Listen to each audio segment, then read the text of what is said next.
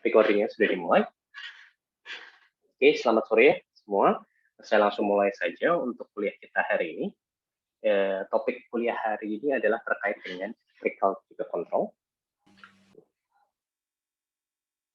Nah, untuk electrical dan juga controlnya ada 3 hal yang di akhir kuliah ini kami harapkan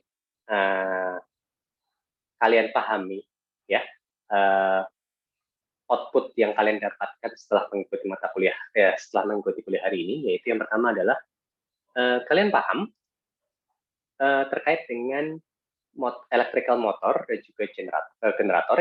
Kemudian kalian juga paham terkait dengan sistem kontrol.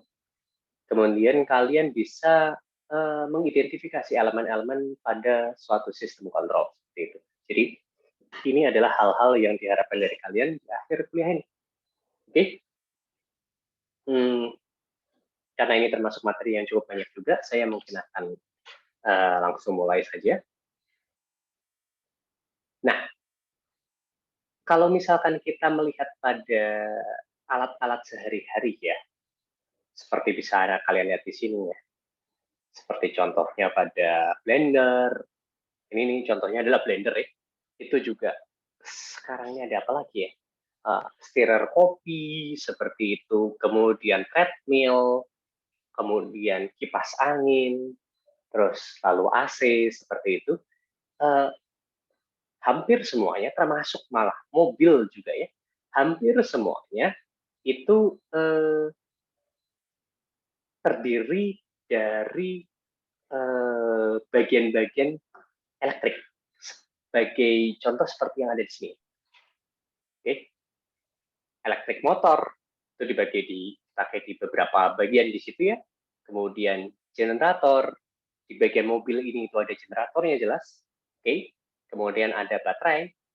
Oke. Seperti yang kalian gunakan di HP kalian, di laptop kalian, di mobil listrik seperti ini ada HP-nya seperti itu. Kemudian generator pada mobil ini tuh ada di daerah pengereman, ya, itu gunanya untuk mengembalikan energi kinetik pada saat pengereman itu sebagian itu dikembalikan ke dikembalikan lagi ke energi listrik seperti itu. Oke, energi potensial listrik seperti itu. Oke, jadi sekarang ini saat kita beraktivitas, suka tidak suka kita ditopang oleh alat-alat elektronik, ya, terutama yang berhubungan dengan ini. Oke. Nah, untuk electrical motor itu ada macamnya, ada 2 macam ya, utamanya ada DC dan juga AC ya, motor arus arah, motor arus bolak-balik. Generatornya pun juga ada yang arus bolak-balik dan juga ada yang arus arah. Seperti itu. Oke, kemudian nanti kita akan membicarakan terkait dengan ini, paksanya AC versus DC current differences.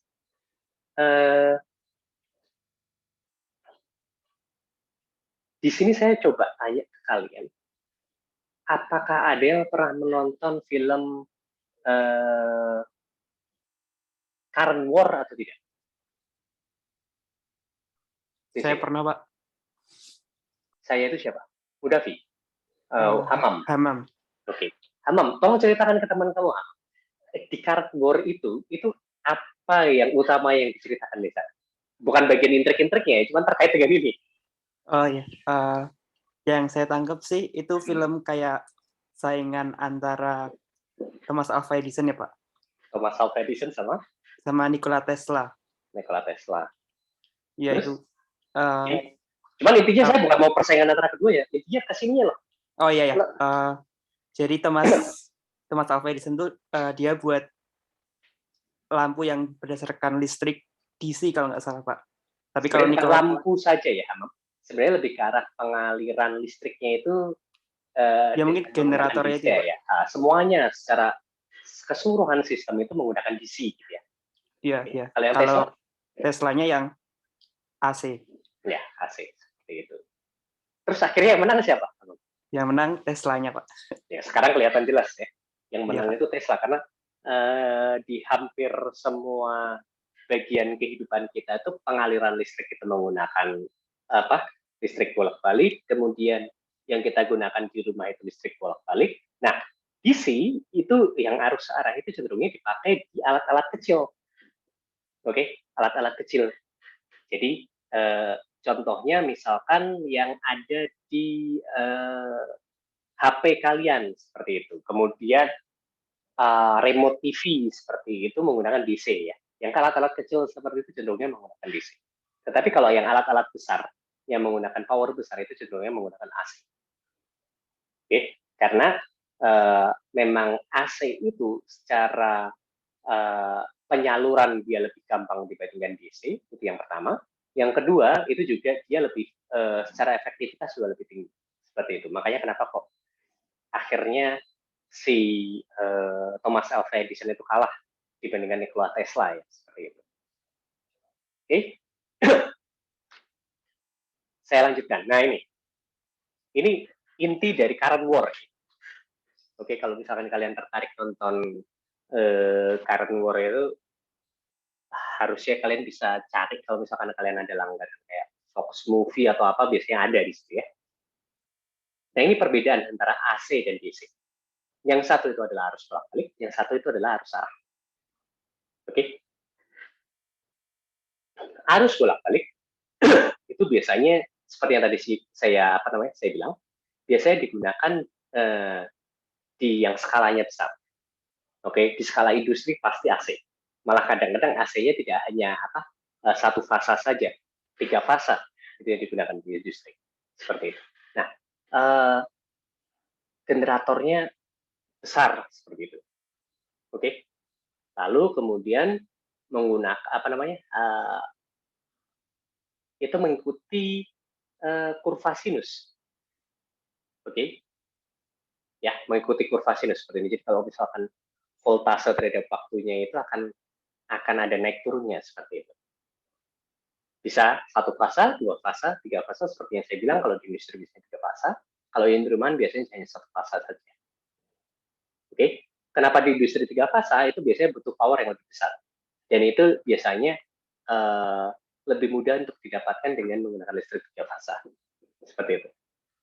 Kemudian nah ini ada perbedaan standar ya, perbedaan standar yang ada di sini.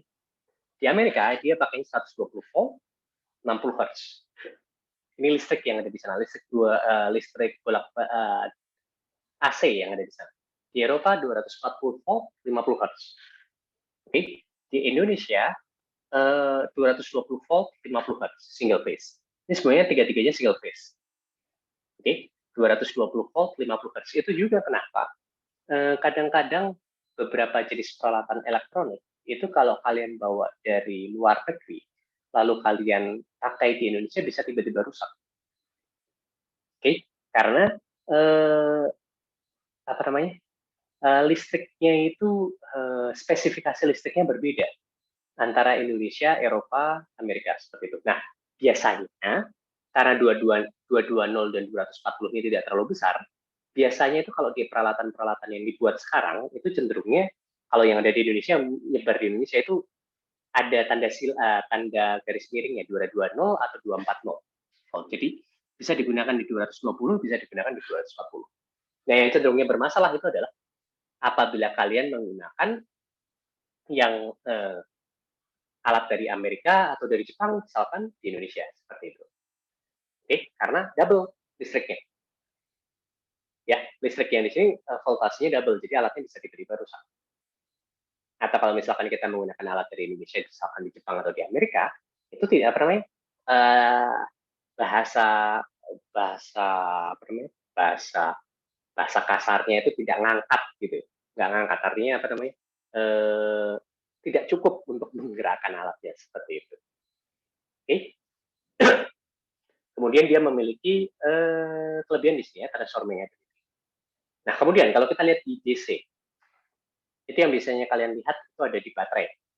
Alat-alat yang pakai baterai, oke, itu cenderungnya DC. Oke, alat-alat yang pakai baterai itu cenderungnya DC seperti itu. Kemudian fuel cell, photovoltaics ya. Kemudian oke, itu penyimpanannya itu dengan cara-cara seperti itu. Oke. Nah, dia bisa diciptakan dengan menggunakan DC generator DC yang cenderungnya bisa ukurannya lebih kecil. Oke. Ada yang pernah melihat generator DC di sini?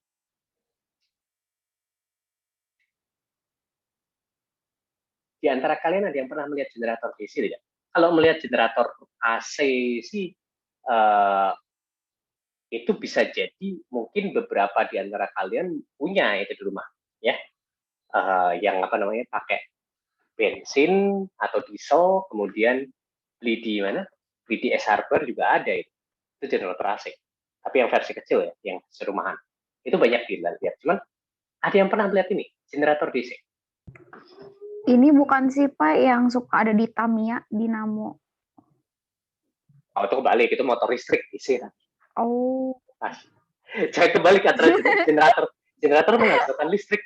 Nasya. Bukan menggunakan listrik, ini generator menghasilkan listrik. Jadi dari kinetik berubah jadi listrik. Pernah ngeliat nggak, Nasya?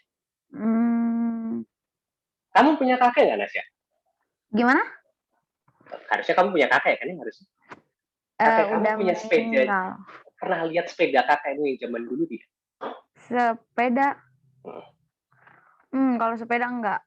Yang masih ada sampai sekarang sepeda motor. Enggak, kalau sepeda motor nggak ada. Ada yang pernah lihat sepeda jengki zaman dulu? Yang suka di ban, Pak. Hah? Yang di bannya itu, Pak. Nah, yang ada lampunya ada di ban. Oh ya, kadang-kadang ada lampunya di ban sebenarnya. Cuman biasanya itu yang ditaruh di ban itu bukan lampunya, tetapi generatornya. Jadi ada generator yang ditaruh di ban, itu sengaja digesekkan di samping kiri ban, itu supaya memutar si generator itu, lalu memutar generator itu menghasilkan listrik, lalu disambungkan ke lampu. Seperti itu. Ada beberapa yang mungkin generator dan lampu itu nyambung jadi satu langsung, ada yang beberapa yang pasti pakai kabel dulu ke posisi yang lebih enak si lampunya. Gitu. Itu salah satu contoh yang paling gampang untuk generator DC ya. Jadi di sepeda-sepeda tua seperti itu. Sekarang saya tidak tahu kalau yang sekarang kelihatannya hal-hal seperti itu sudah bukan lagi tidak lagi umum untuk digunakan. Yang sekarang sih biasanya orang kalau pakai lampu sepeda itu dicas, modelnya dicas pakai charger terlebih dahulu, kemudian ditaruh di sepedanya untuk bisa dipakai beberapa jam seperti itu. Kalau yang zaman dulu sih masih menggunakan generator. Oke. Nah, ini salah satu dari kelebihan dan kekurangan dari DC current, direct current, itu adalah ke satu arah saja. Dia pengaliran listriknya ke satu arah, tidak bolak-balik seperti itu ya. Oke. Ada negatif terminal, ada positif terminal. Seperti itu. Oke. Kemudian yang konversi yang lebih gampang itu adalah dari AC ke DC, bukan DC ke AC. Itulah yang sering kita gunakan sekarang ya. Jadi kasusnya adalah untuk mentransferkan listrik dari pembangkit listrik itu kita menggunakan AC. Oke. Kemudian ke rumah-rumah itu voltasenya diperkecil. Oke. Voltasenya diperkecil, kemudian masuk ke rumah-rumah 220 volt seperti itu masih AC. Nah, kemudian di alat-alat kecil, misalkan seperti HP, itu diubah dari AC ke DC seperti itu. Oke, jadi seperti itulah penggunaan. Oke, ini perbedaannya kalau misalkan dari dari perubahan voltase terhadap waktunya ya, seperti itu. Kalau DC itu cenderungnya konstan saja, sebenarnya nggak konstan sih, biasanya kalau baterainya habis ya akan turun gitu ya sampai 0 seperti itu. Nah, kalau yang AC itu bolak-balik seperti itu. Oke. Nah, dari alat-alat listrik, kalau tadi kita sudah membahas terkait dengan AC dan DC, kita yang perlu sekarang kita bahas terlebih dahulu. Ini kita singkat saja ya. Lebih ke arah motornya. Peralatan listrik itu yang utama apa sih? Motor listrik, oke? Ya Nasya ya, tolong jangan sampai ketukar lagi Nasya. Antara motor listrik dan juga generator. Okay? Siap. Okay. Jadi motor listrik dan yang pertama adalah motornya. Baik AC maupun DC itu kita perlu bahas. Selain itu juga generatornya, AC dan DC kita perlu bahas. Oke, nah apa itu motor listrik? Kalau motor listrik itu mengubah dari energi listrik menjadi energi kinetik. Oke, mechanical energy. Tujuan dari si motor listrik itu. Oke. Nah, kegunaannya itu seperti apa? Biasanya untuk memutar pompa, memutar impeller, memutar fan, blower, menjalankan kompresor, mengangkat barang, seperti itu. Nah, ini cenderung kegunaannya. Menggerakkan kendaraan, seperti itu. Jadi intinya adalah untuk menggerakkan sesuatu, untuk menggerakkan sesuatu, untuk mengerjakan sesuatu yang harus kita lakukan. Seperti itu. Ya, ini penggunaan dari motor listrik.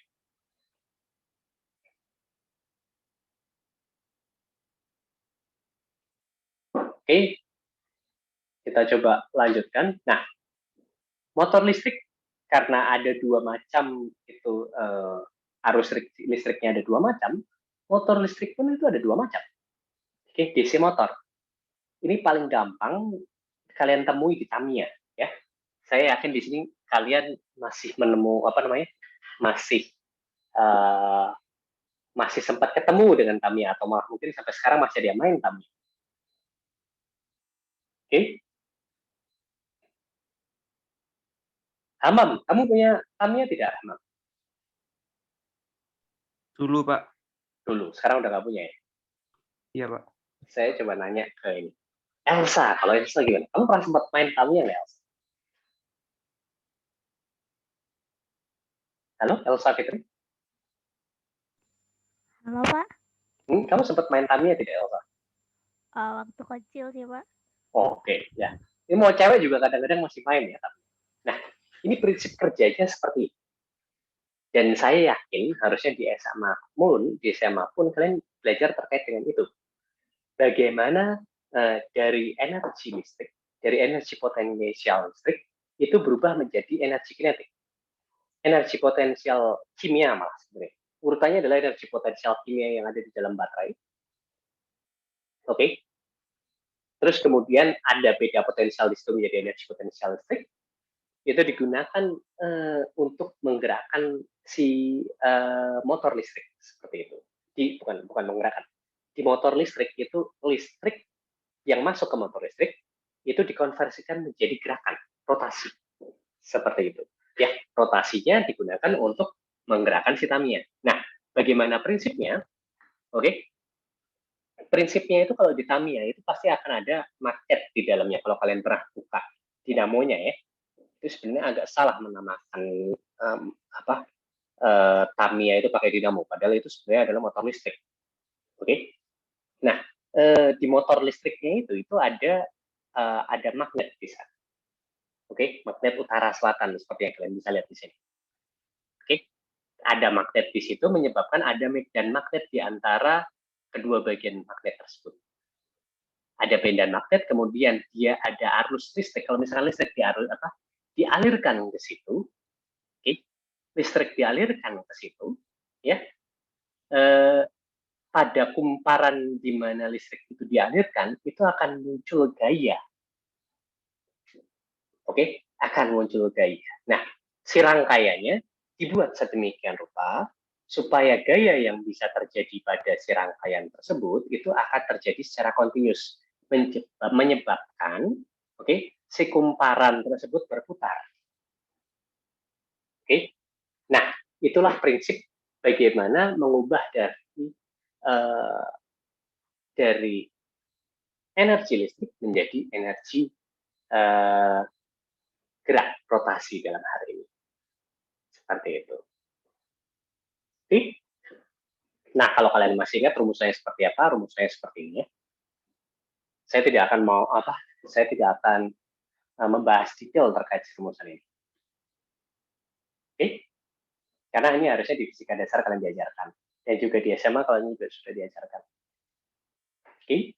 Saya coba lanjutkan. Nah, sekarang isi motor AC. Ya.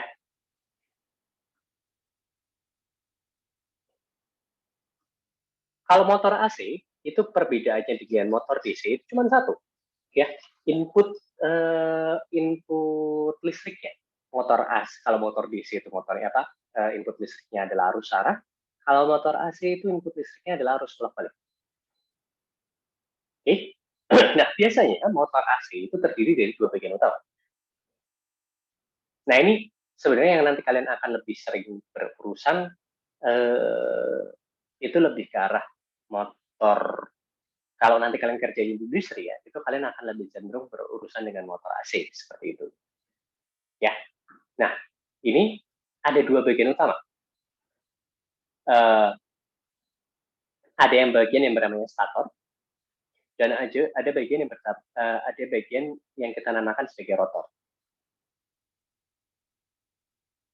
Oke. Nah, stator ini tugasnya itu adalah untuk mensuplai alternating current.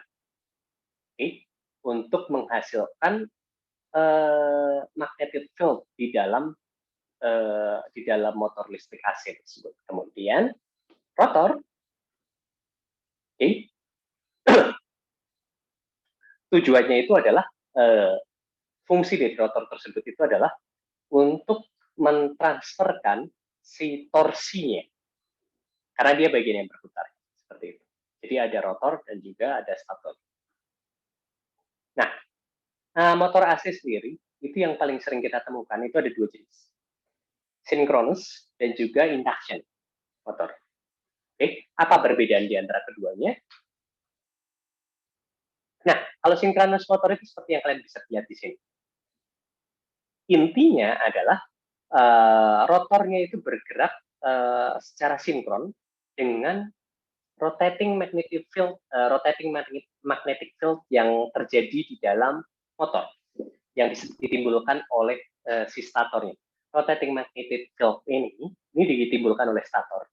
Nah, kemudian si rotornya ini bergerak secara sinkron berdasarkan dengan perputaran medan magnet yang ditimbulkan oleh stator. Apa kekurangannya? Kekurangannya adalah pergerakan rotor, ya. Pergerakan rotor itu nanti akan selalu sebanding dengan frekuensi listrik yang masuk ke stator. Oke, jadi frekuensi listrik yang dimasukkan ke dalam motor listrik. Seperti itu. Jadi, itu adalah salah satu keterbatasan dari motor sinkronus. Oke, kegunaannya bisa dilihat sini ya. Ini biasanya untuk motor penarik ya, motor penggerak seperti itu. Nah, sedangkan kalau yang satunya lagi adalah motor induksi ya. Ini paling sering kita temukan di industri. Bisa dilihat itu juga ada terdiri dari dua bagian utama, stator dan juga rotor. Oke. Kelebihannya dia adalah desain yang lebih simple, tidak mahal, high power to weight ratio, maintenance-nya mudah, dapat dihubungkan langsung dengan sumber listrik AC seperti itu. Nah, bagaimana motor induksi itu bekerja? Sama seperti motor pada motor sinkronus itu ya.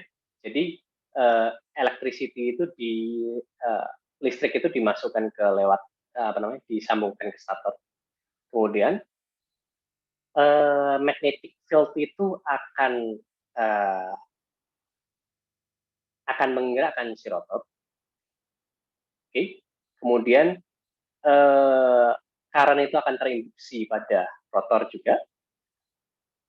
Kemudian rotor itu menghasilkan magnetic field kedua yang berlawanan arah dengan magnetic field dari stator. Nah, setelah itu terjadilah rotasi. Seperti itu. Jadi prinsipnya menggunakan prinsip induksi listrik. Ya, ini adalah motor induksi. Oke, ini saya akan cepat saja. Nah, sekarang kalau tadi kita sudah membahas tentang motor, yang kemudian saya akan perlu jelaskan adalah generator. Ini kebalikan dari motor. Oke, kalau motor itu mengubah energi listrik menjadi energi gerak. Oke. Nah, kalau yang ini generator itu mengubah dari energi gerak menjadi energi listrik. Nah, prinsipnya bagaimana?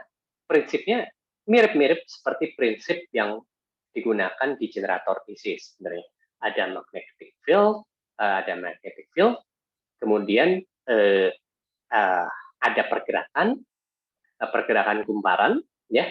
Pergerakan kumparan inilah yang nanti akan menghasilkan listrik seperti itu. Oke,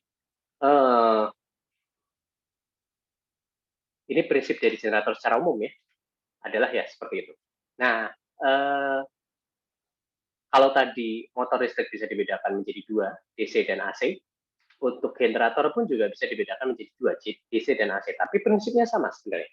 Ada medan magnet, kemudian ada pergerakan di situ, ada energi kinetik yang dimasukkan ke dalam generator yang menggerakkan kumparannya, karena ada medan listrik dan juga ada pergerakan kumparan di situ. Oke, akibat dua hal tersebut nanti akan muncul aliran listrik pada kumparan tersebut. Oke, perubahan energinya seperti itu. Nah, ini kalau yang generator DC ya, yang ini yang ada di sepeda-sepeda tua seperti itu. Dia menggunakan permanen magnet dan sering disebut juga sebagai dinamo.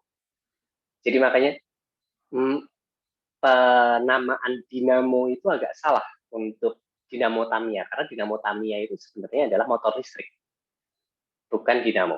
Dinamo itu sebenarnya penamaannya itu yang benar adalah untuk generator DC. Oke, yaitu menggunakan permanen magnet. Terus ada coil juga di situ. Kemudian coil tersebut digerakkan ya.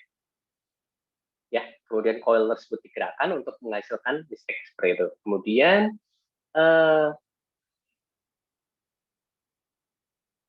lalu juga ada bagian yang ada bagian statornya.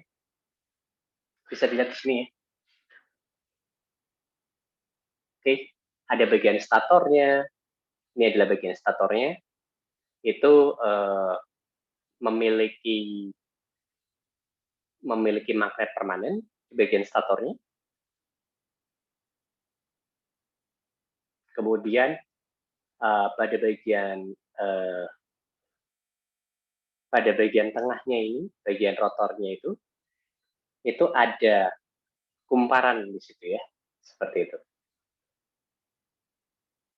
Kemudian dia digerakkan menghasilkan listrik, seperti itu. Nah, AC generator, AC generator prinsipnya itu mirip-mirip dengan DC generator, masih sama.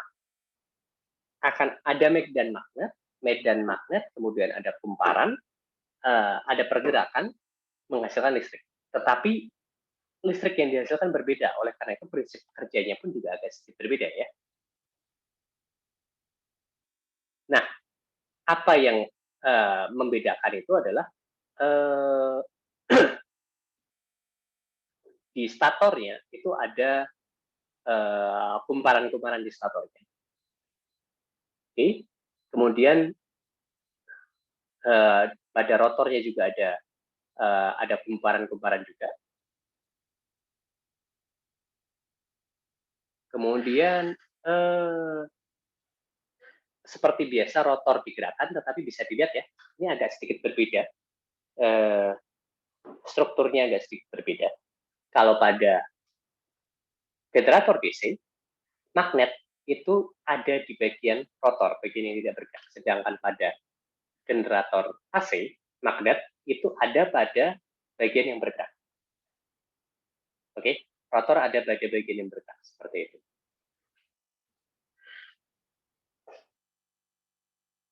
Nah, konstruksinya seperti ini. Kemudian bagian ini digerakkan, bagian rotor digerakkan, dia akan menghasilkan listrik bolak-balik seperti itu. Oke. Nah, saya akan cepat saja di sini karena memang bagian utamanya adalah bagian yang dikontrolnya ya. Nah, ini untuk urusan dengan listrik ini, electrical ini, ada beberapa hal yang kalian harus pahami. Yang pertama itu adalah yang urusannya dengan power generation, yang urusannya dengan penyediaan tenaga listrik, ya, itu didominasi oleh AC, ya, didominasi oleh listrik bolak-balik. Karena memang listrik bolak-balik itu, generator listrik bolak-balik itu bisa menghasilkan energi yang jauh lebih besar, seperti itu. Oke. Nah, untuk motornya itu AC dan DC dua-duanya digunakan, tergantung penggunanya, ya. Untuk yang high power itu biasanya menggunakan AC, karena di motor AC itu bisa dibuat sedemikian rupa ada 3 fasa di sana, sampai 3 fasa ya. Nah, AC 3 fasa ini bisa menghasilkan power yang sangat-sangat tinggi. Oke, kemudian untuk penggunaan rumah tangga yang powernya masih cukup tinggi, oke, itu biasanya menggunakan AC juga. Oke, nah kemudian yang urusannya dengan alat-alat kecil,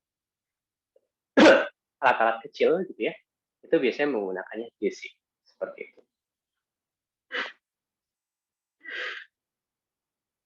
Nah, apa yang perlu kalian pahami di sini itu adalah cenderungnya baik motor AC dan motor DC itu menggunakan ini, rare earth material. Ini kenapa kok mereka menggunakan ini? Karena sifatnya yang sebagai high performance permanent magnet ini, seperti itu. Oke, saya coba lanjutkan nih. Nah, kemudian ada baterai, tadi ada motor listrik, ada generator, oke, generator listrik, motor listrik, kemudian ada baterai juga. Apa gunanya baterai?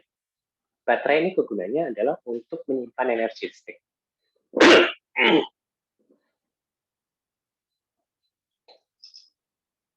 Jadi untuk menyimpan energi listrik, yang terjadi di sana itu adalah terjadi perubahan dari karena dia menyimpan energi listrik ya. Jadi dia menyimpan energi listrik itu dalam bentuk energi potensial elektrochemical ya, itu yang bisa dilihat di situ.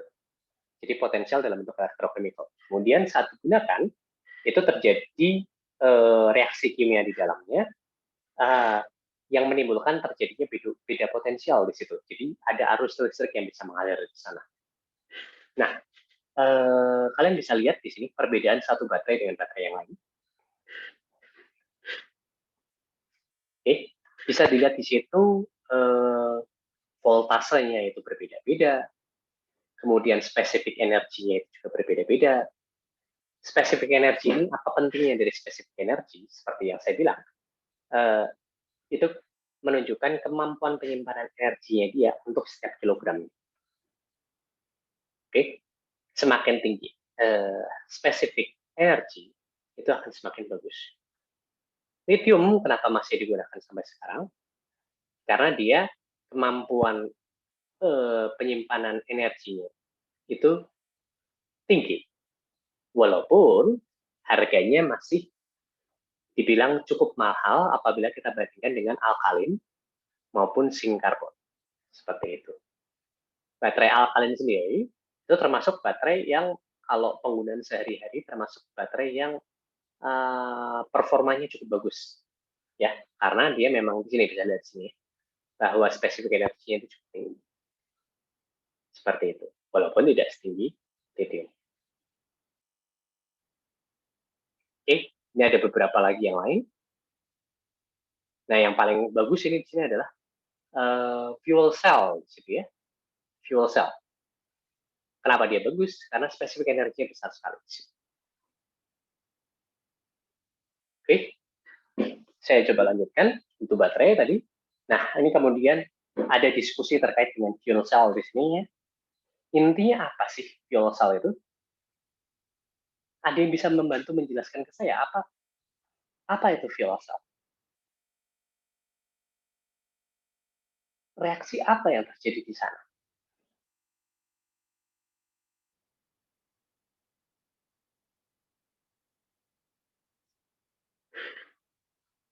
Saya pengen siapa ini?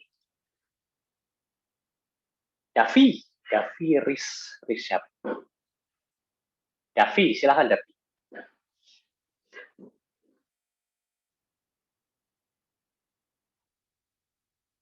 Halo Davi.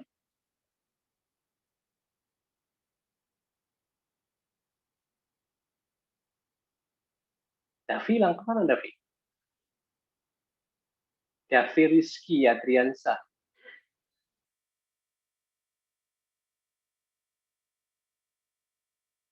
Halo, halo Pak. Ya, Davi, sip. Tolong bantu saya untuk menjelaskan apa itu fuel cell dan proses yang terjadi di sana. Fuel cell itu kayak itu Pak, pakai energi kimia jadi listrik.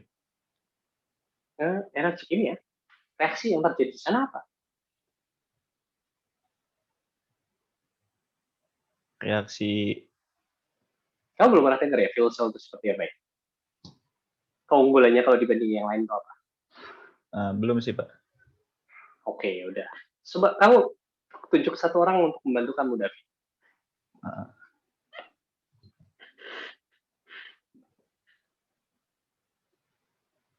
Silahkan, siapapun. Bapak aja deh Pak, yang milih Pak. Enggak lah, kamu lah. Kok saya?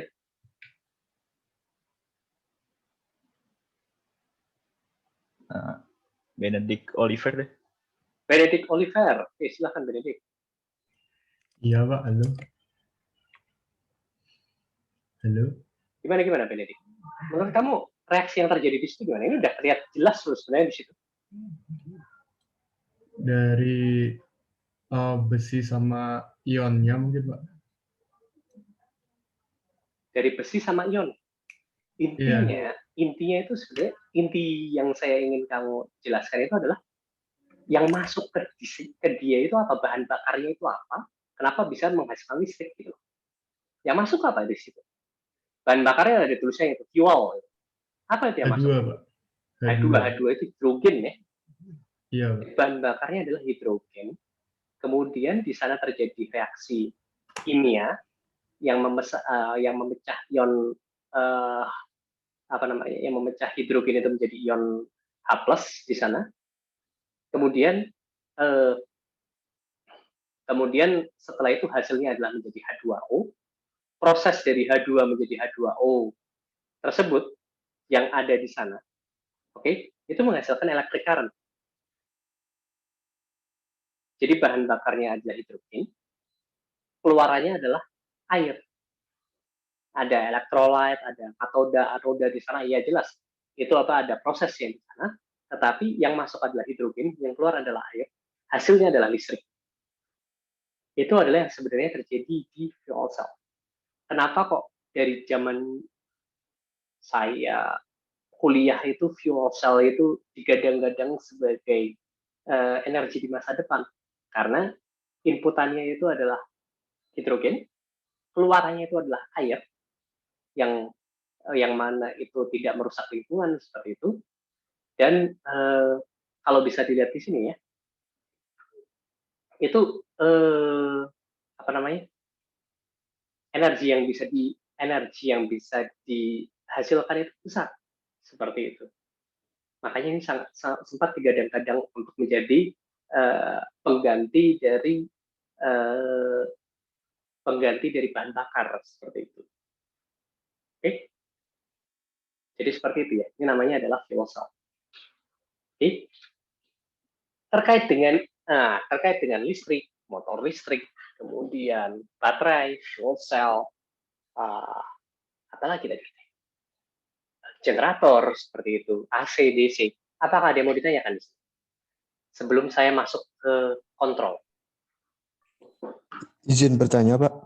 Silakan. Siapa ini? Muhammad Imam Asuluki. Ya, gimana? Kan biasanya di baterai yang dicas itu ada MAH. MAH itu apa sih, Pak? Sebenarnya MAH itu kurang merepresentasikan ya. MAH itu kan mili sebenarnya M-nya itu mili ya, mili ampere hour. Oke, setahu saya itu ampere hour lah ya. Jadi arus dikalikan dengan waktu. Oke, arus dikalikan dengan waktu. Jadi sebenarnya MAH itu kurang merepresentasikan ukuran dari baterainya.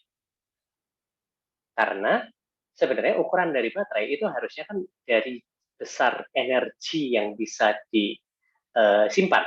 Kalau besar energi yang bisa disimpan, satuannya harusnya joule. Oke, satuannya harusnya joule atau watt hour. Oke, karena energi itu kan voltase dikalikan dengan arus dikalikan dengan waktu kan. Kalau MAH itu cuma menunjukkan arus dikalikan dengan waktu. Tapi kenapa kok itu jadi sering digunakan di baterai, terutama di HP kalian ya? Karena biasanya voltasenya itu sama semua.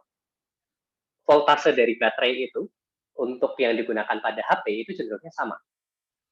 Hampir semua hampir semua HP maupun baik iPhone maupun Android phone, Android ya, Samsung atau Sony atau apapun ya, itu voltasenya biasanya sama. Karena itu biasanya untuk baterai HP itu dia menggunakan satuan MAH. Oke. Hanya menggunakan arus dikalikan dengan waktu saja. Semakin besar MAH-nya, semakin bagus. Karena voltasenya sama. Artinya adalah energi yang bisa disimpan semakin besar. Itu menunjukkan jumlah energi ya sebenarnya. Kebayang nggak, Muhammad? Kebayang, Pak. Terima kasih. Walaupun itu agak salah ya. Itu harusnya pakainya watt hour. Gitu. Oke. Ada lagi yang bertanya? Silahkan.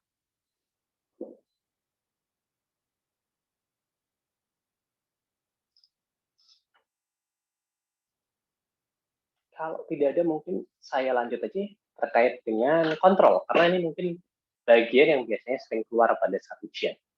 Jadi, urusannya dengan kontrol dan ini nanti kalian akan belajar di getaran maupun di pengantar sistem kendali maupun di sistem kendali di FMD gitu ya. Jadi intinya adalah kalian akan belajar terkait dengan detail dari sistem kontrol di mata kuliah di FMD. Nah, sekarang ini yang akan saya tunjukkan ke kalian adalah kulitnya saja. Oke, apa itu kontrol? Apa itu kontrol sistem? Seperti itu. Nah, apa itu kontrol? Oke, bisa kalian baca di sini. Itu adalah untuk mengarahkan suatu aksi atau fungsi atau sesuatu. Nah, untuk menyebabkan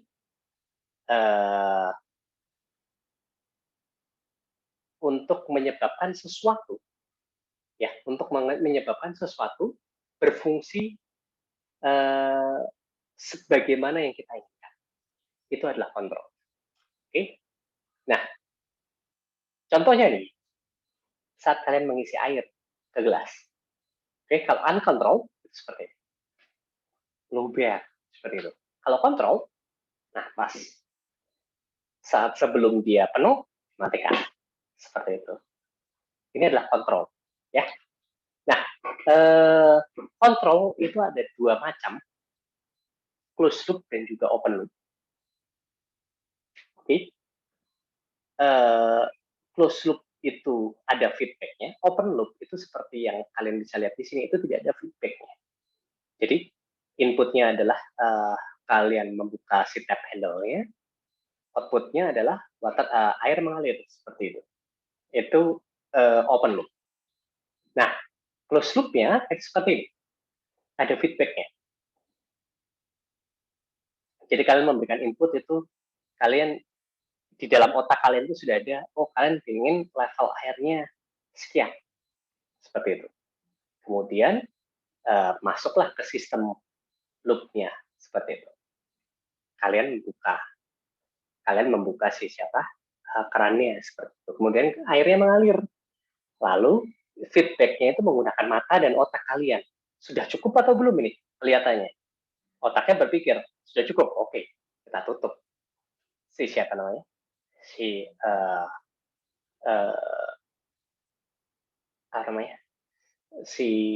knopnya itu kalian tutup, ya udah, akhirnya selesai. Seperti itu. Ini closed loop.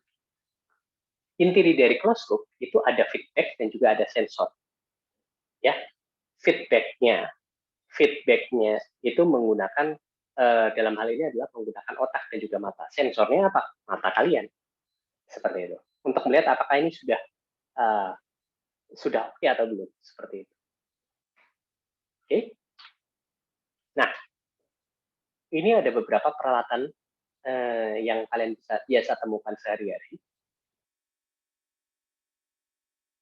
Contohnya seperti ini, sepeda, kemudian jam tangan, kemudian microwave, mesin cuci, galon, kemudian ini ada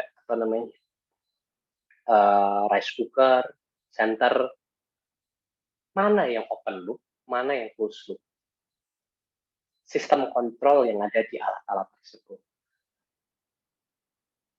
Kita coba dulu yang open loop terlebih dahulu. Alatnya ya, kita coba lihat alatnya. Alatnya open loop. Tidak ada sistem kontrol di dalam alat tersebut. Ini kita melihat alatnya, bukan melihat orang sebagai sistem kontrol di dalam alat tersebut. Oke, alatnya sendiri. Kalau menurut kalian alatnya, sepeda ini dia ada sistem kontrol closed loop-nya dia sendiri tidak, tanpa ada manusia yang menggerakkan.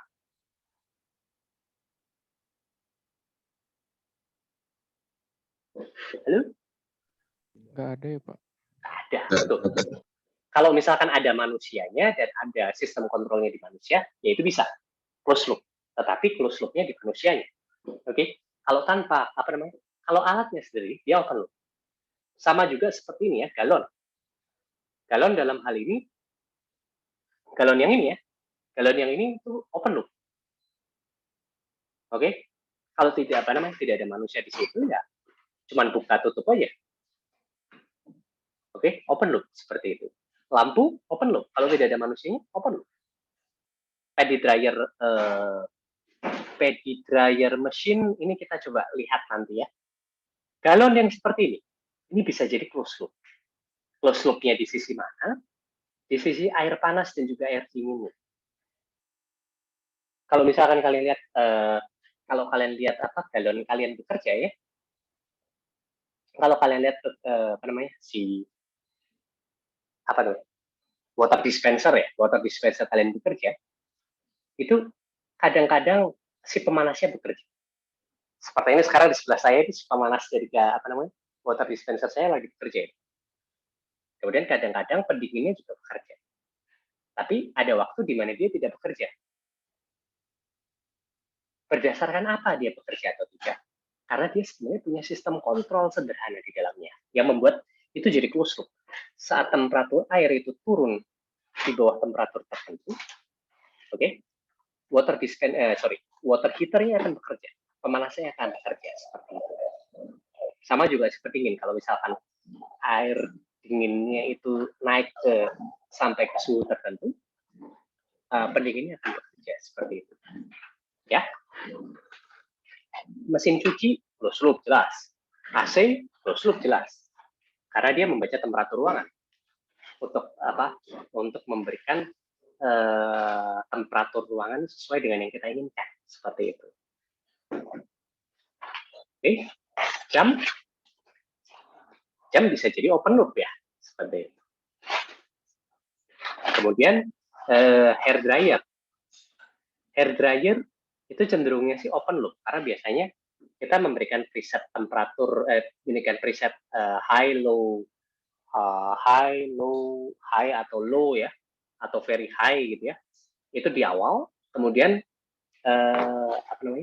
pemanasnya akan bekerja sesuai dengan settingan itu tanpa ada closed loop di dalamnya. Oke, seperti itu.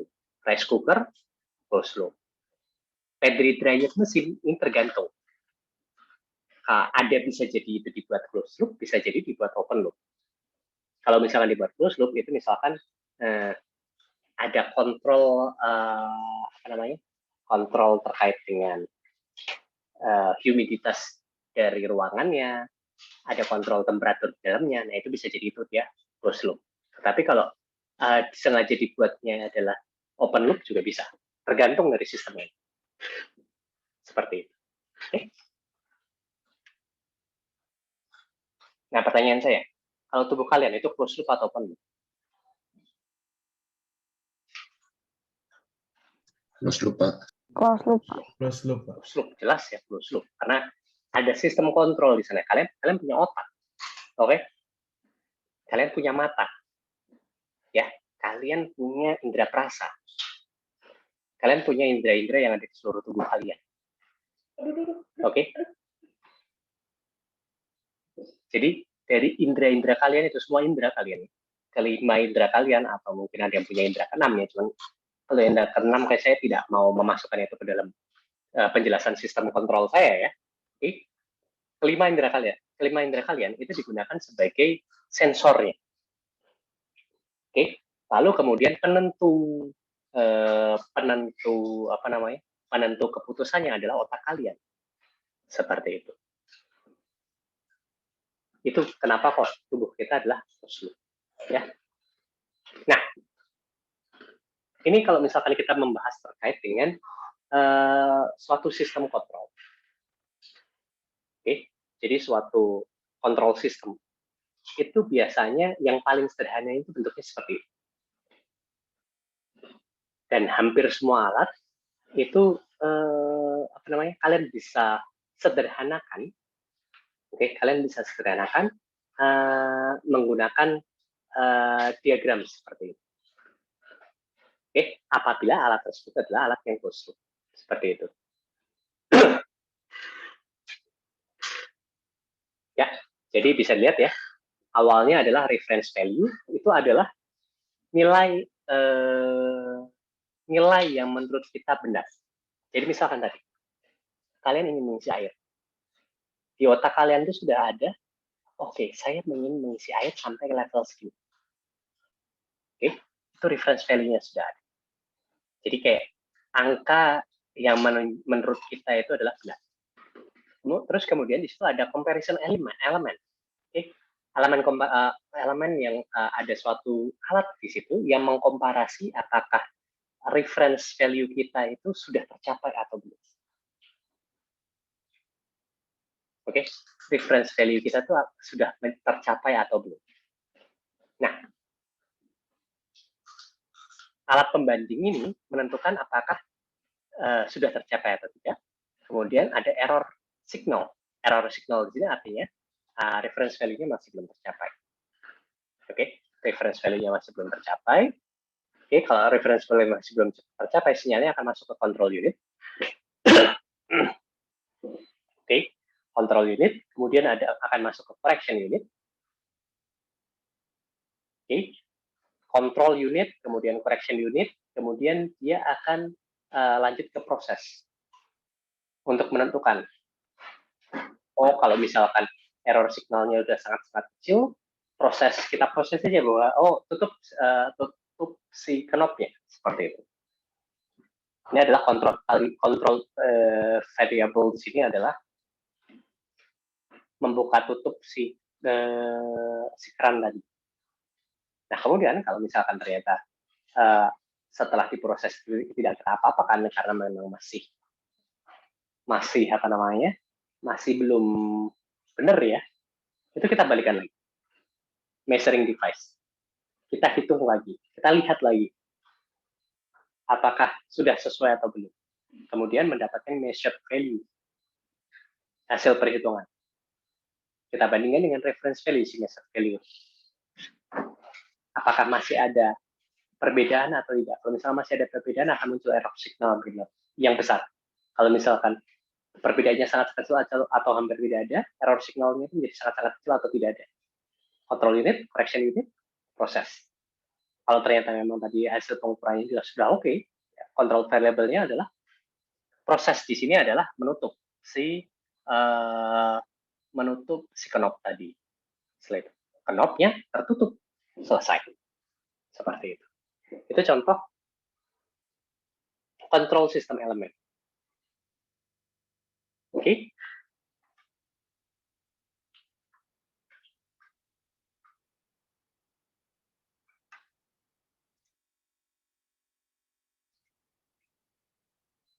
Nah, saya yakin ini pasti akan agak memusingkan untuk kalian kalau tanpa latihan, ya. Mungkin saya berikan waktu 2 menit untuk kalian coba pikirkan. Ini AC. Ya. AC itu di sini bukan alternating current, ya, tapi di sini AC itu adalah air conditioning.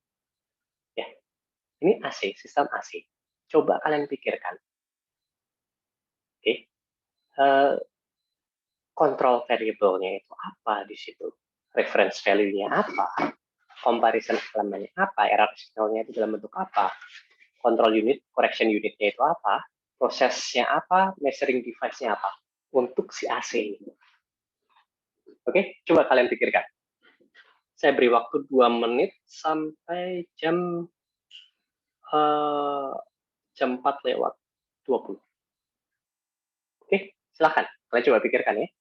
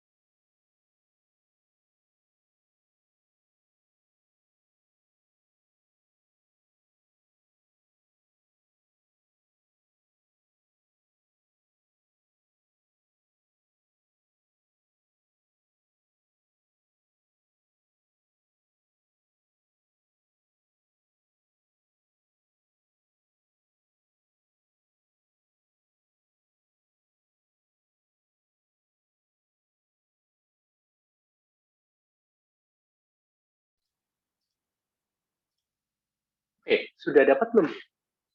Saya berikan waktunya lebih malah. 5 menit malah.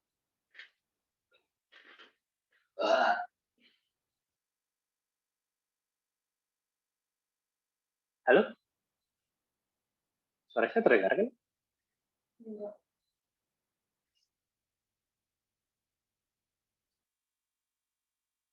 Halo? Katanya saya tunjuk aja ya. Atika.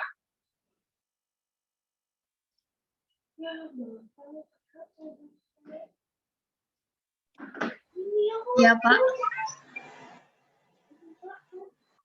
Ya, Pak. Ya, Atika, coba apa namanya? Tolong apa namanya? Kamu sebutkan apa ini? Control variable-nya apa aja?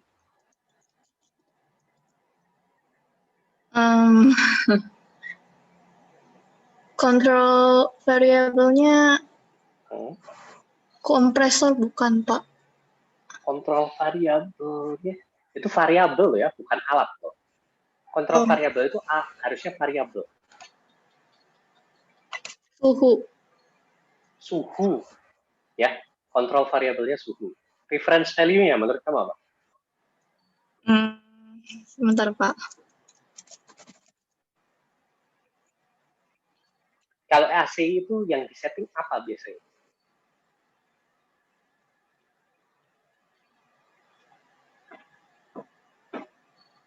Temperatur, Pak. Ya, maksudnya kalau kita kan kontrol variabelnya kita menaik turunkan suhu kan ya. Nah, itu saat kamu mengontrol AC itu apa yang dikontrol? Temperaturnya kita tentukan ya, misalkan kamu pengen berapa? 15 derajat, 15 ke rendahan. Yang biasanya ada di controller AC itu 16 atau 18 gitu yang paling rendah. 25 derajat misalkan. Itu reference value-nya itu. Iya, Pak. Oke, angka yang kamu masukkan. Oke. Oke. Kemudian comparison elemennya itu apa?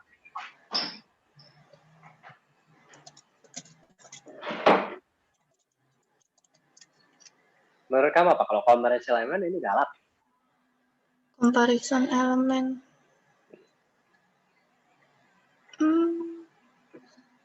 Aduh, Pak, saya masih bingung. Udah kita coba lihat bareng-bareng ya. Nah. Iya, Pak. Maaf, Pak. Wah, kan udah ini kan. Referential udah ini kan. Tadi ini udah bener kamu. Ambient temperature, temperature setting, comparison elemennya. Atau kamu mau nunjuk teman kamu satu untuk bantu kamu? Sebentar, Pak. Siapa ya? Tunjuk aja salah satu.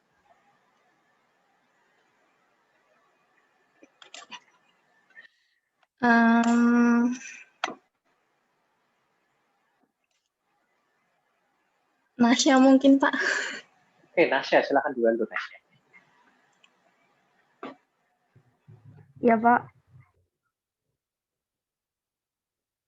Menurut kamu apa Nasya comparison element? Apa ya?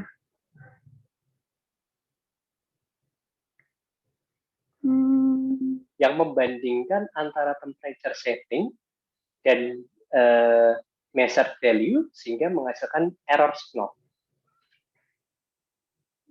Oke, itu sudah ditujukan di situ ya.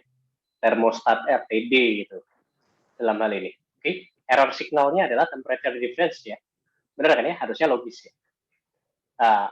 Error signalnya adalah temperature difference. Kemudian ini saya coba bantu jelaskan aja. Control unitnya itu adalah thermostat on off.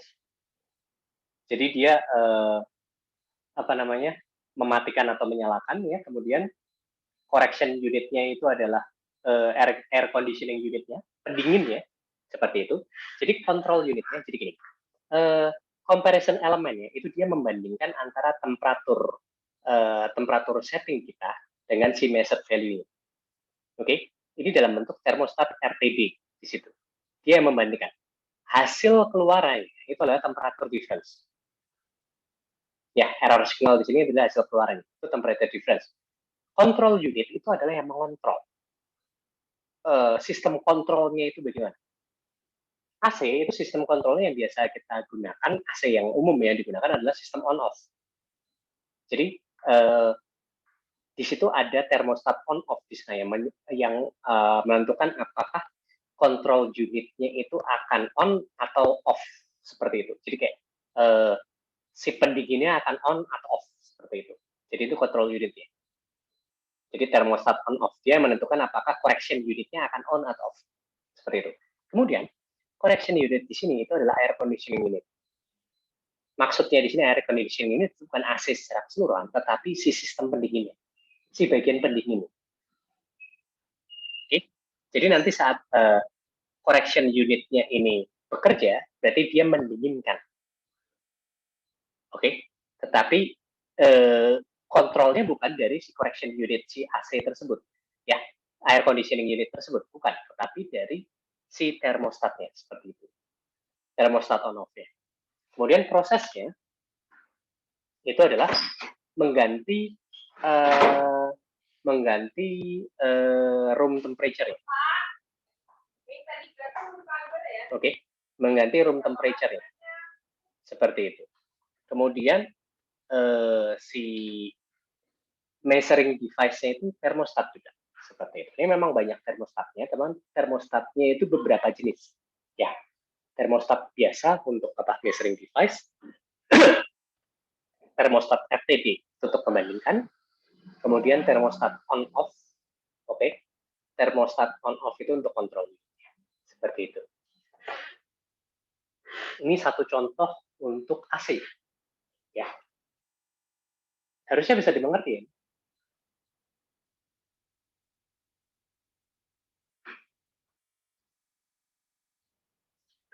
Masya, bisa dimengerti nggak? Bisa, Pak. Seperti itu. Jadi yang paling penting di sini itu adalah kalian memahami arti dari masing-masing ini. Control unit itu untuk apa? Correction unit untuk apa? Proses itu apa? Control variable itu apa? Measure device itu apa? Measuring device itu apa? Yang measured value itu apa? Error signal apa? Comparison element apa? Reference value itu apa? Ini adalah nilai yang kita nyatakan sebagai nilai yang benar. Reference value. Oke. Comparison element itu adalah yang membandingkan antara hasil perhitungan dari measuring device dengan reference value untuk menghasilkan si error signal. Control unit itu membaca apakah error signalnya cukup kecil atau tidak. Apakah error signalnya bisa diterima atau tidak. Oke. Apakah error signalnya itu bisa diterima atau tidak untuk menentukan apa yang akan dilakukan oleh si correction unit. Jadi ini yang bagian kontrol nih. Otaknya di sini. Oke. Correction unit itu adalah yang menentukan apa yang akan dilakukan. Bukan yang menentukan apa yang dilakukan. Yang menentukan apa yang dilakukan adalah control unit. Correction unit adalah yang mengeksekusinya. Oke, dalam hal ini mendinginkan ruangan, berarti yang mengeksekusi adalah alat pendinginnya, si bagian pendinginnya. Seperti itu. Kemudian alat pendingin ini mengerjakan proses apa yang dilakukan oleh si alat ini tersebut. Oke, mengganti temperatur ruangan seperti itu. Oke. Control variable-nya di sini masih kelihatan masih control variable-nya ya itu adalah ambient temperature, temperatur ruangan seperti itu ya. Seperti itu. Oke, ini harusnya cukup jelas ya. Saya coba lanjutkan lagi. Ini adalah sistem pengisian air pada tangki toilet kalian.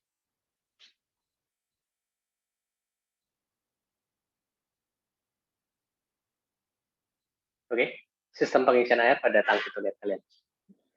Saya coba tunjuk siapa ini.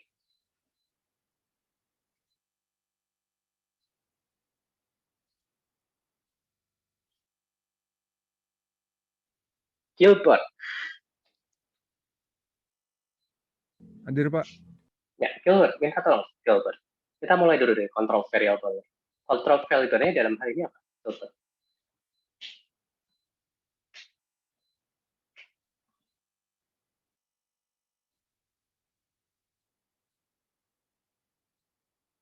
Halo Gilbert.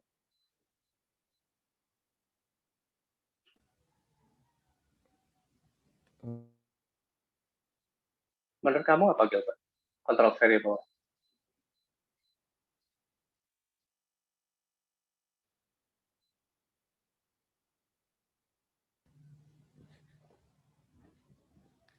Water inputnya meren Pak.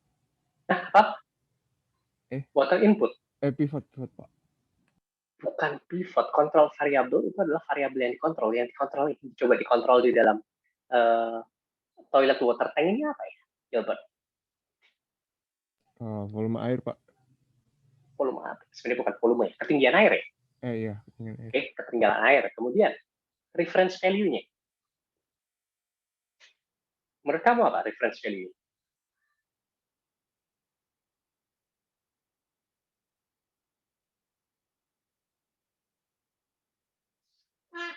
Halo Gilbert? Si itu Pak. Apa? Apanya? Pak.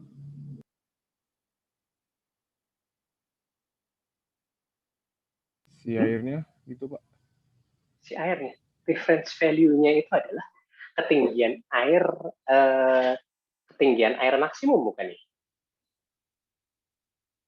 Iya kan? Iya Pak. Sebenarnya kan ketinggian air yang dianggap bahwa si tangki ini sudah penuh, itu kan reference value kan? Iya Pak. Kebayang nggak nih? Iya. Iya Pak. Iya Pak. Oke. Nah, error signalnya itu adalah perbedaan ketinggian air antara ketinggian air sebenarnya dengan ketinggian air yang dianggap tangkinya itu penuh. Measured value-nya itu adalah ketinggian air saat itu. Pada suatu saat itu ketinggian air. Oke. Iya Pak. Nah, dalam hal ini comparison elemennya apa? Terus namanya.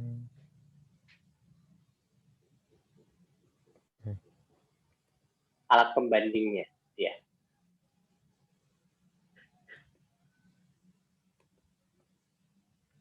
Tunggu Pak. Coba kamu minta bantuan teman kamu siapa, silakan. Coba. Z Saljan Pak. Siapa? Z. Si. Ya Pak. Oh, Sid. Sid. Silakan Sid. Tolong dibantu Gilbert Sid. Tadi yang comparison elemen.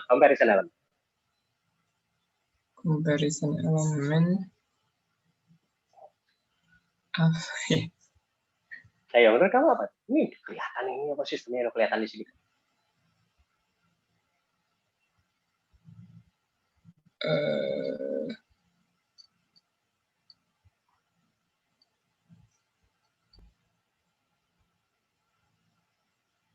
Apa ya coba? Atau ada di antara kalian semua yang bisa membantu Sid dan juga Gilbert? Hollowell ya Pak. Lampung ya Pak. Oh, itu sebagai comparison. Sebenarnya ini alatnya ini double pekerjaannya gitu ya. Comparison elemen, iya. Terus kemudian juga siapa namanya control unit, iya. Correction unitnya juga iya. Jadi sistem antara hollow ball, lever dan juga pivot itu kan kombinasi dari ketiganya itu kan yang menutup input airnya kan ya. Nah, itu ketiganya itu bekerja sebagai beberapa hal di situ. Oke, control variable-nya water level. Oke, benar ya. Reference value-nya adalah initial setting of float dan lever. Itu artinya adalah ketinggian maksimum yang ingin yang diperbolehkan di sana. Itu berarti dalam hal ini diartikan sebagai initial setting dari float dan juga levernya. Comparison elemennya. Dalam hal ini levernya, padahal harusnya ada hollow ball-nya juga ya itu. Oke. Error signalnya itu adalah difference, perbedaan antara kalau yang ini dibaca ini berarti lebih bukan ke arah airnya, tetapi hasil pembacaan airnya seperti apa. Perbedaan antara si settingnya, perbedaan antara setting dengan lever position yang kondisi saat itu, seperti itu. Oke. Okay. Control unitnya adalah pivoted lever. Oke. Kemudian correction unitnya adalah valve. Padahal sebenarnya dalam hal ini adalah valve pivoted lever itu bekerja sebagai valve juga sebenarnya. Oke. Kemudian prosesnya adalah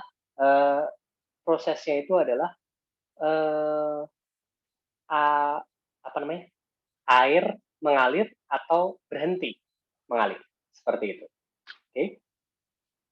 Measuring device-nya adalah floating ball dan lever. Seperti itu. Dalam hal ini diartikannya seperti ini. Ya. Jadi ini ada beberapa bagian yang bekerja beberapa kali. Floating ball dan lever itu sebagai measuring device. Kemudian comparison elemennya itu adalah levernya. Kemudian reference value-nya itu adalah initial setting dari float dan juga levernya. Lalu lever itu di situ adalah si batangnya ya. Kemudian error signalnya itu adalah perbedaan antara setting dan juga lever posisi levernya. Oke. Kemudian control unitnya itu adalah pivoted lever. Oke. Kemudian correction unitnya itu adalah si pivoted lever ini dia mengontrol si valve-nya. Oke. Pengontrolnya pivoted lever, control unitnya adalah si valve. Correction unitnya adalah valve. Oke, jadi si pivoted lever itu dia kayak tersambung dengan valve untuk membuka tutup valve ya seperti itu. Prosesnya itu adalah air mengalir atau tidak mengalir ke tangki seperti itu. Oke, apakah ini cukup jelas? Silakan jika ada yang ingin bertanya.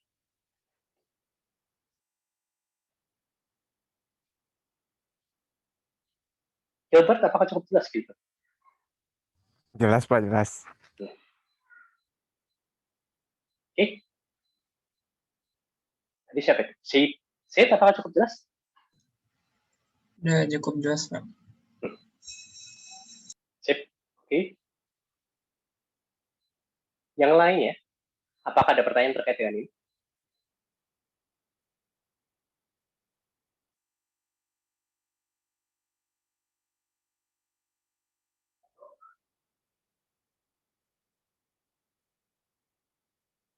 Silakan jika ada. Pak izin bertanya Pak. Mhm. Itu untuk yang AC tadi itu misalkan kontrol unitnya remote bisa nggak Pak? Kontrol unitnya remote. Agak salah tetapi karena kontrol unit bukan. Kontrol unitnya bukan remote. Remote itu hanya untuk menentukan reference value saja. Itu bukan kontrol unit. Salah ya kalau remote. Oke? Oke Pak. Jadi kayak si remote itu hanya menentukan besar dari si reference value-nya. Dia tidak melakukan apapun setelah itu. Kontrol sebenarnya ada di dalam sini. Itu ada kayak ada semacam kontrol unit yang ada di sana. Salah satunya berbentuk seperti ini, termostat RTD seperti itu. Ini comparison element, termostat on off salah satunya. Karena memang paling gampang itu adalah dalam bentuk on off. Dan itu juga paling efisien juga seperti itu. Jadi jangan kaget kalau misalkan AC kalian tiba-tiba mati saat kalian men-setting pada temperatur tertentu misalkan. Itu bisa jadi temperatur di luar itu temperaturnya di bawah itu, jadi udara yang dimasukkan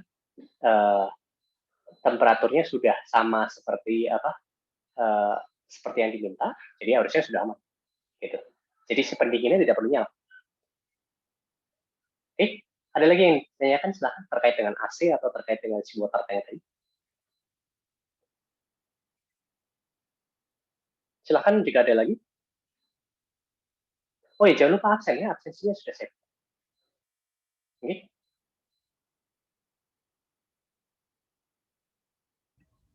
Permisi Pak, saya Ya, izin bertanya. Sandrina, silakan Sandrina. Saya masih belum paham Pak, itu bedanya termostat yang RTD sama yang on off Pak. Pada dasarnya Itu berbeda jenis termostatnya. Jadi termostat itu sama termostat ya Pak. Gimana? Pada dasarnya bukannya sama-sama termostat ya Pak? Sama-sama termostat, tapi fungsinya berbeda. Jadi kalau yang termostat biasa itu tuh memang umumnya hanya digunakan untuk ini. measuring device. Itu termostat yang biasa. Nah, ini saya tidak tahu ya kalau misalkan yang sekarang comparison elemen itu apakah masih menggunakan termostat RTD dan juga control unit masih menggunakan termostat on off atau tidak. Tetapi ini salah satu metode untuk membandingkan temperatur itu. Jadi gini, termostat itu bisa digunakan untuk mengukur temperatur, bisa juga digunakan untuk membandingkan temperatur. Nah, yang dalam hal ini adalah termostat on off, jadi yang langsung berhubungan dengan switch on off-nya, seperti itu. Sebagai control unit-nya, seperti itu. Oke, Sandrina? Oh iya Pak, bisa dipahami Pak. Terima kasih. Jadi ini lebih ke arah AC yang sederhana ya, AC yang sederhana seperti ini. Oke, bisa jadi AC yang lebih baru, kontrol unitnya itu lebih dengan sistem yang lebih canggih, jadi tidak menggunakan termostat on off, tetapi menggunakan sistem lainnya seperti itu. Itu silakan kalian coba searching sendiri aja di internet, ya. Karena dengan semakin berkembangnya zaman, control unit, correction unit, control unit, correction unit itu juga berubah sesuai dengan perkembangan zaman. Seperti itu ya.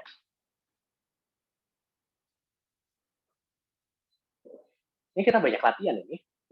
Kemudian setrika. Oke. Di sini ada yang belum pernah menyetrika atau tidak?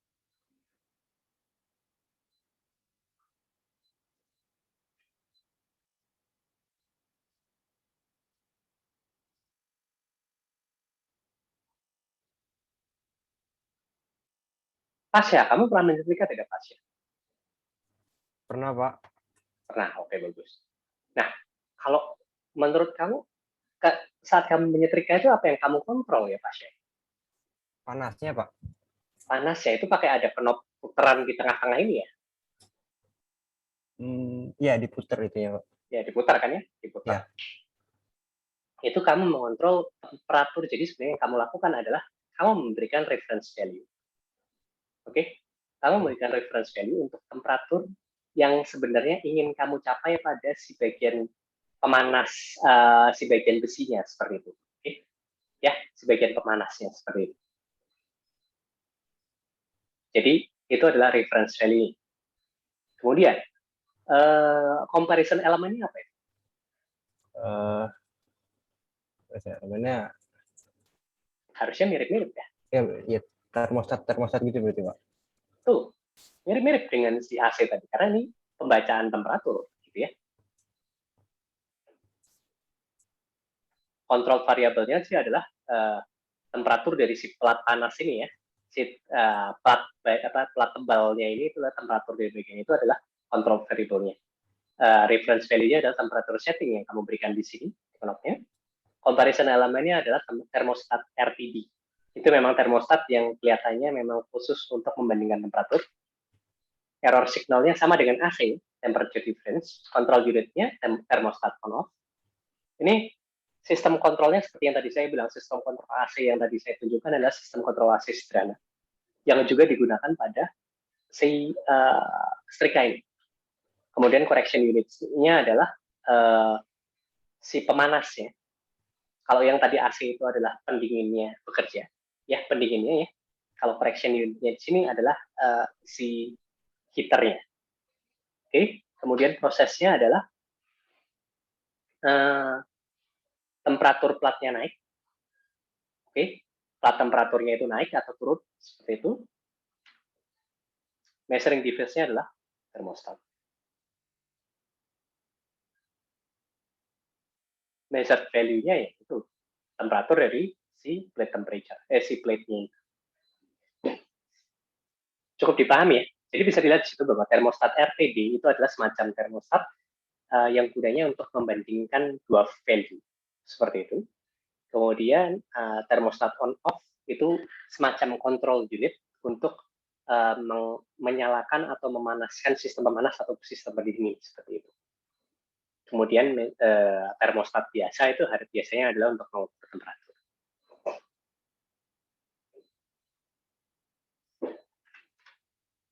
Apakah cukup jelas di sini? Ya, ini bisa dilihat bentuknya ya.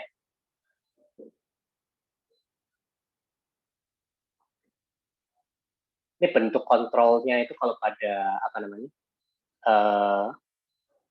Pada si setrika itu biasanya seperti ini. Jadi biasanya ada kayak bimetallic strip seperti ini ya, yang nantinya saat terjadi apa namanya? Terjadi perubahan temperatur, oke? Saat terjadi perubahan temperatur, itu dia akan posisinya akan berubah, bisa jadi naik, bisa jadi turun. Ini yang bisa digunakan setrika. Oke, bisa jadi naik, bisa jadi turun. Kemudian saat naik, terus habis itu terkontak dengan si bagian ini, oke, itu dia akan menghasilkan listrik, mengalirkan panas seperti itu. Tapi saat saat dia turun, dia tidak akan mengalirkan panas seperti itu. Ini juga bisa dilihat di sini ya, pemilihan temperaturnya itu bisa dilihat di sini.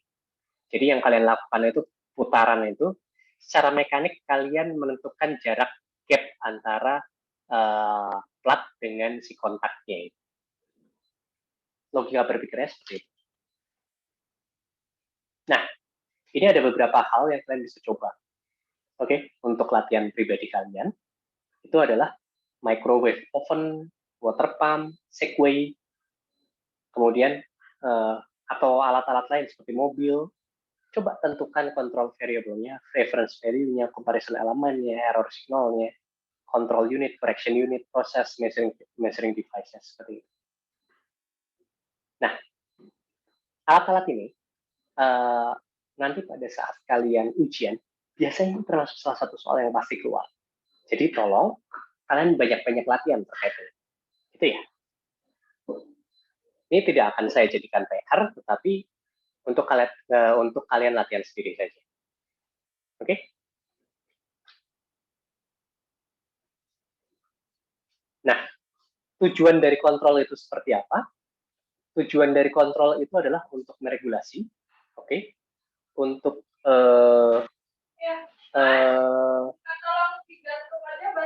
memaintain kondisi suatu kondisi, oke?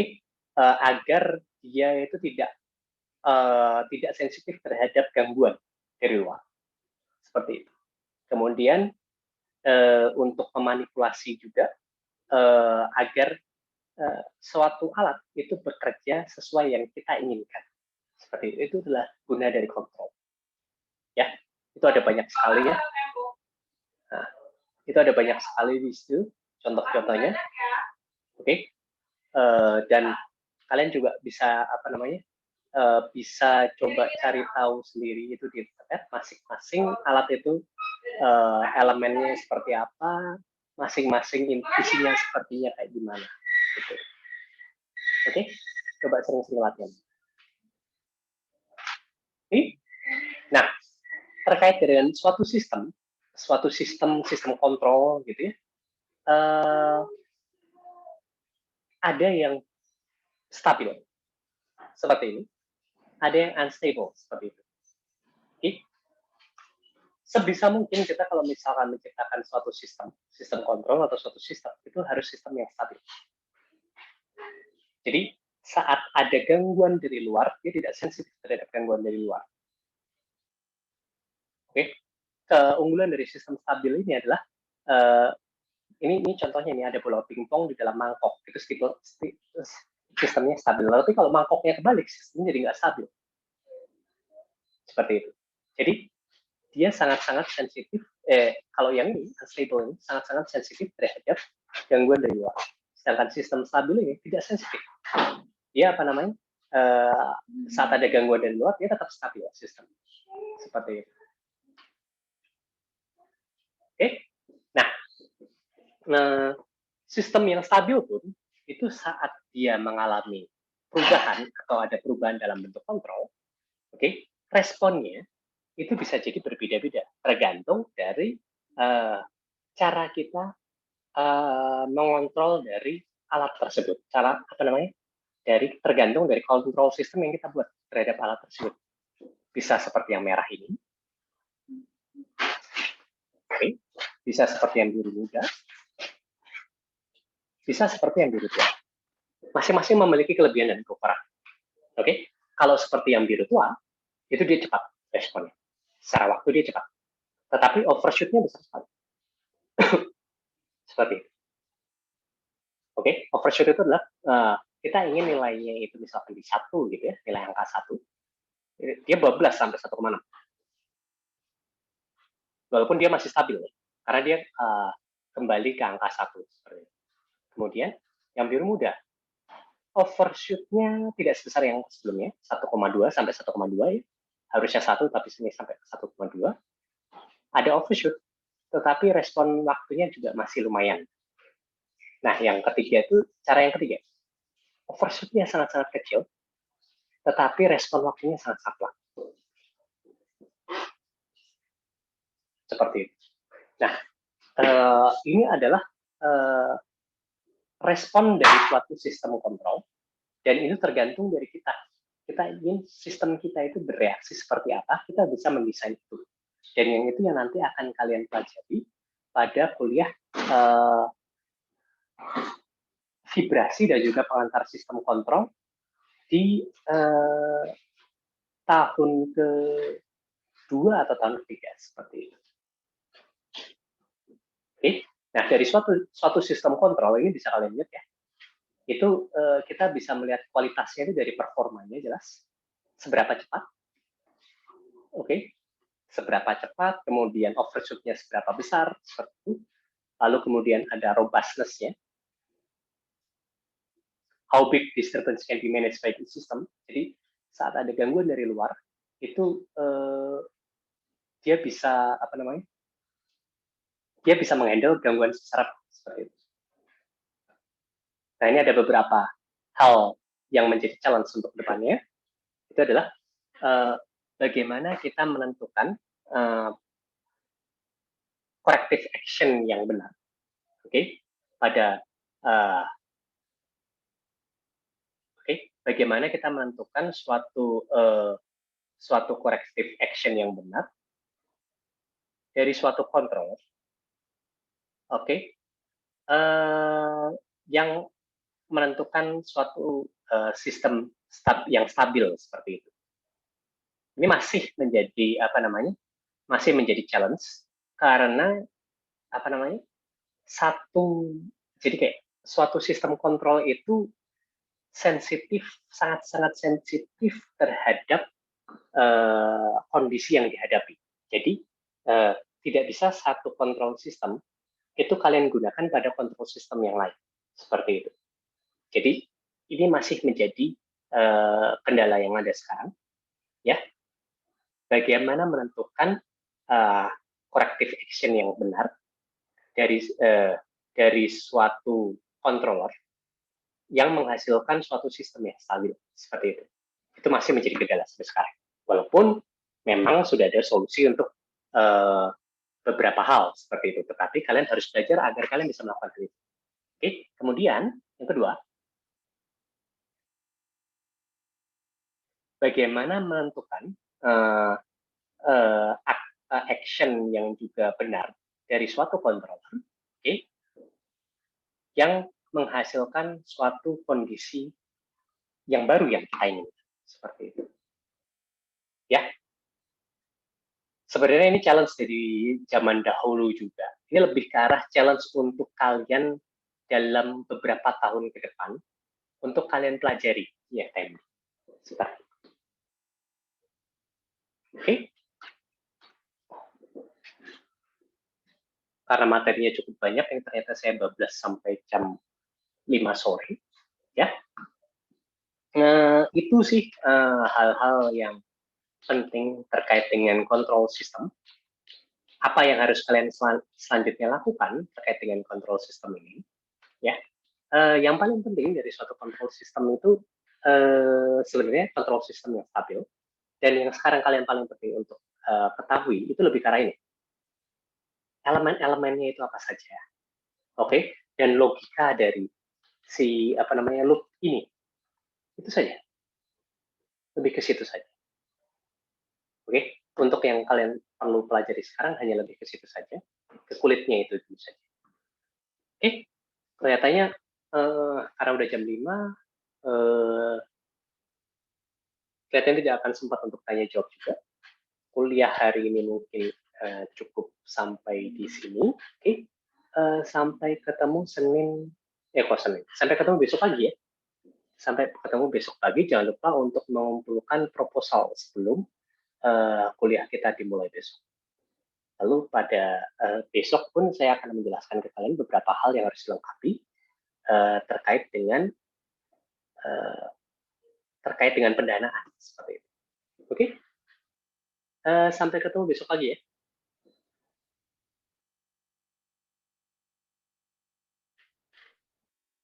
Terima kasih. Baik, Pak. Terima kasih, Pak. Terima kasih, Pak. Ya, mari. Terima kasih, Pak.